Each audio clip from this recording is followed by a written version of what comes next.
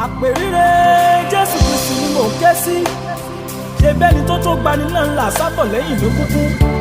Akẹ́nitán lọ́ba tí mò ń ké sí. Afẹ́nitán, amọ̀nitán, amúnimọ́, afọnimọ́, apọ́nikẹ́, apenikẹ́. Ọba tó mọ̀ bẹ̀rẹ̀ nínú àwọn òpin gbogbo. Oníkẹ́ ògo ìyanu, ọ̀rọ̀ ìjìnlẹ̀ ọ̀rọ̀ tí gbogbo ayé sábọ̀ lẹ́yìn láyé ń bí. Òpó ọ̀run àtàwọn ọ̀run o. Òpó tí kò wó, òpó tí kò tí, bẹ́ẹ̀ ni kò pinrin, tìrì ló dúró títí láéláé nínú afẹ́fẹ́ agbára.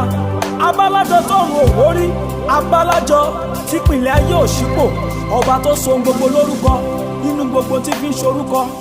Alákọ̀tun ìyanu, alákọ̀tun ìmọ̀, alákọ̀tun ògo, alákọ̀tun àrà, alákọ̀tun àṣẹ, alákọ̀tun ìfẹ́, ọba tó so ohun gbogbo ní tuntun ní tuntun.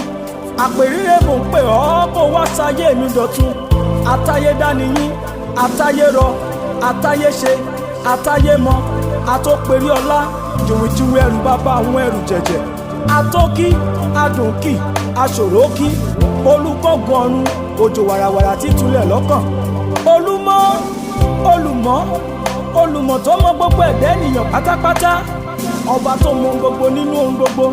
Bí ení, ṣe bẹ́yìn ní kíní, èjì bí èjì, bàbá mi ò pé méjì, ẹ̀ta bí ẹ̀ta, ṣe bẹ́yìn ní mẹ́ta lọ́kan, ẹ̀rin bí ẹ̀rin, ṣe bẹ́yìn ló kó mú lérò tó dorígun mẹ́rẹ̀ẹ̀rin àgbáyé ró.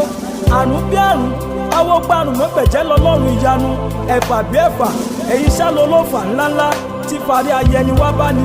Èje bí èje, ẹ̀yin lẹ lómi jẹ́ mi nù, tẹ́ wá forí tuntun sí mi lẹ́nu. Ẹjọ́ bí ẹjọ́, ẹ̀yin lọ́ba tí kò wá jọ wípé kó lè dán kó lè jọ fún wa. Ẹ̀san bí ẹ̀san, ṣe bẹ́yìn lẹ́lẹ́sàn àdípèlé tí ó sọ fóníkálukú gẹ́gẹ́ bí iṣẹ́ ọwọ́ wọn. Ẹ̀wá bí ẹ̀wá, ẹ̀yin lálẹ́wà tán, anímọ̀ tán, alọ́rọ̀ tán, alọ́gbọ́n tán, alówó tán, alọ́lá tán, ọba tí ò lè tán láéláé, olórúkọ tó kọjá sísọ. Mo sọ bẹ́ẹ̀ lọ́jọ́sí, mo ní wọn òkú lè kì ọ́ tán, ibi tí mo bá kí bàbá dé nílé ayé ń bí. Ọba mímọ́ jẹ́ ń rí orí ọ̀fẹ́ gbà níwájú ìtẹ́ ògo, kí lè mọ kọrin ọpẹ́ sí ọ lọ́jọ́ gbogbo, lọ́jọ́ gbogbo, lọ́jọ́ gbogbo.